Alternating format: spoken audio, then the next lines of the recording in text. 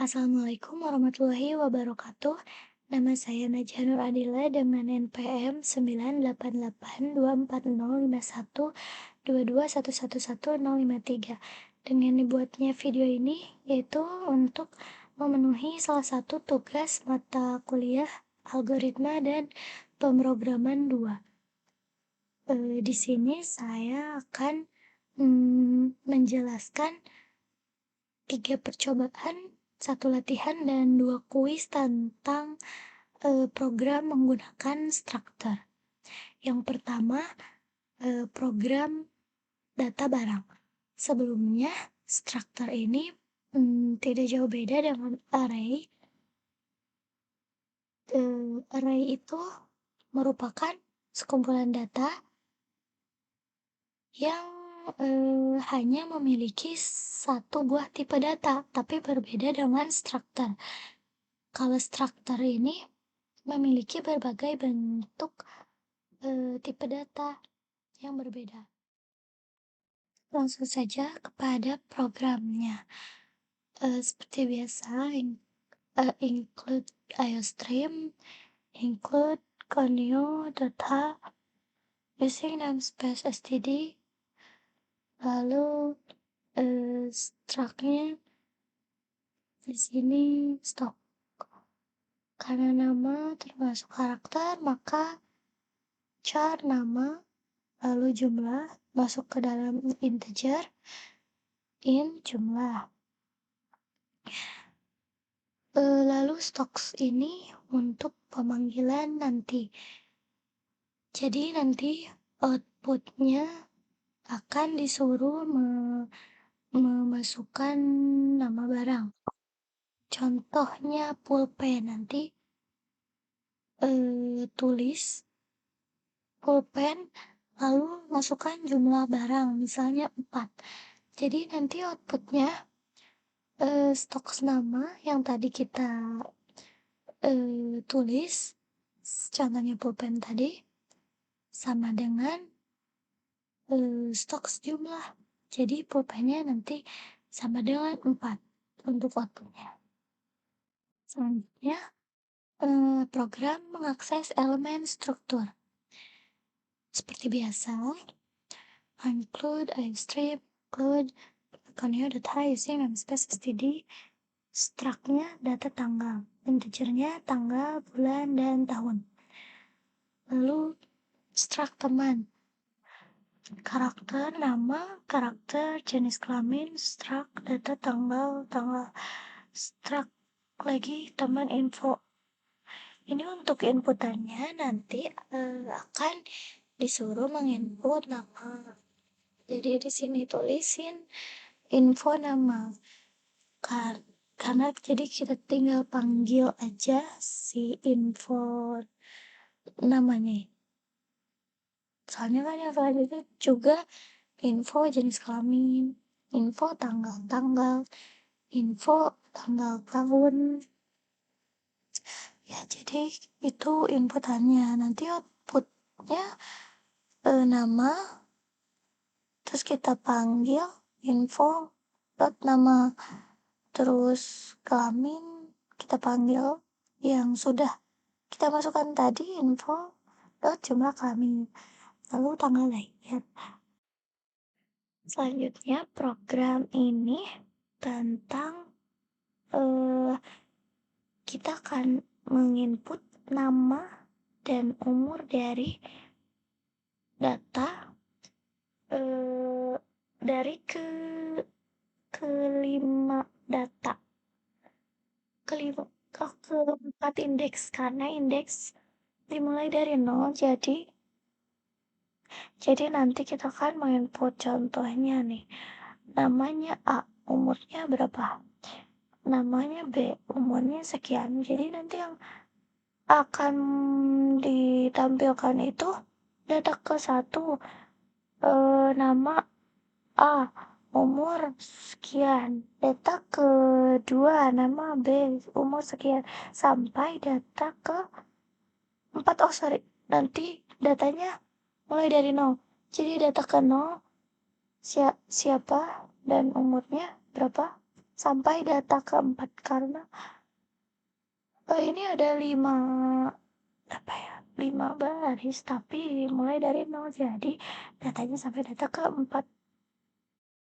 Selanjutnya program yang disuruh menginputkan nama, NIM, jurusan, program, dan jumlah SKS. Jadi nanti kita akan mengoutputkan sebuah eh mengoutputkan tadi data tadi yang kita di kita input, lalu kita tentukan SPP tetap dan SPP variabelnya dengan program seperti di gambar ini. Oke, jadi sekarang kuis 1. Mungkin ini lebih saya pahami karena saya mencari dan membuat codingannya sendiri sambil dipahami. Jadi nanti tuh kita tulis struct nilai. Nilai ini termasuk struct karena untuk kita panggil nantinya. Jadi integernya n tugas, artinya nilai tugas, n quiz, n mid itu nilai UTS, n UAS, n akhir. Char grade sebenarnya ini oh yaudah, nilai mahasiswa. Jadi nanti outputnya itu menghitung jumlah akhir mahasiswa menggunakan structure. Nilai tugasnya kita masukkan dengan kode sin mhs.n tugas. Jadi ini kita panggil yang ada di integer sama udah sih yang di integer, terus nilai kuisnya, nilai midnya, nilai uasnya kita masukkan, lalu kita kita tuliskan rumus yang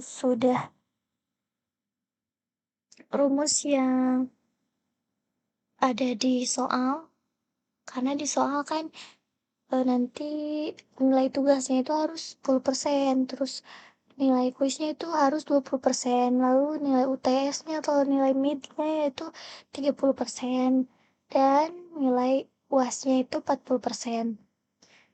Jadi nanti akan otomatis dihitung berdasarkan rumus tersebut, lalu kita tulis kita menggunakan if else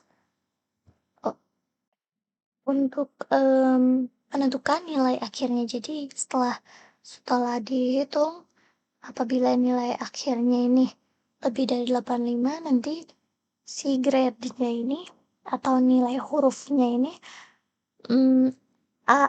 Jadi kalau lebih dari sama dengan 70 maka B, kalau lebih dari sama dengan 55 maka nilainya C, dan seterusnya.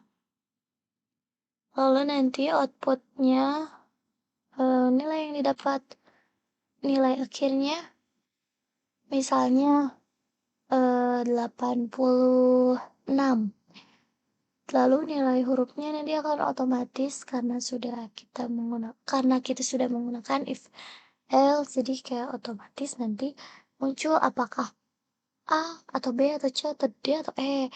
Nah itu berdasarkan nilai akhir. Karena tadi contohnya ini 86 ya, mungkin di nilainya A. Dan yang terakhir ini kita akan menentukan gaji dari seorang pegawai di hari itu.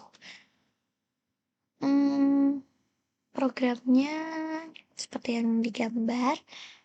integer jam kerja.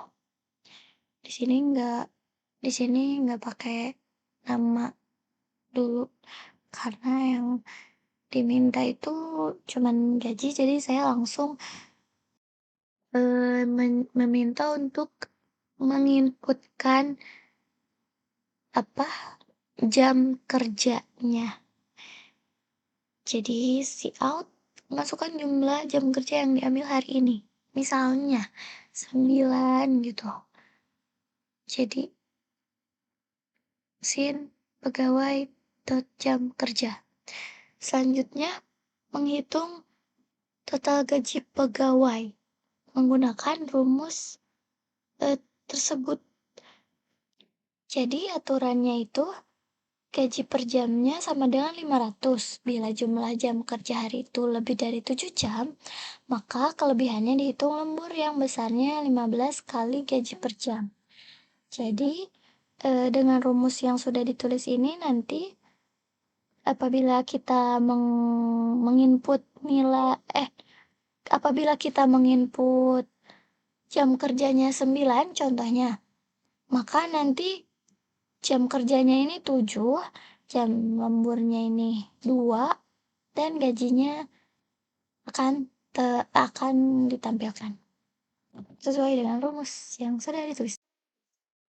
Mungkin sekian penjelasan yang bisa saya sampaikan. Mohon maaf atas kekurangannya. Wassalamualaikum warahmatullahi wabarakatuh.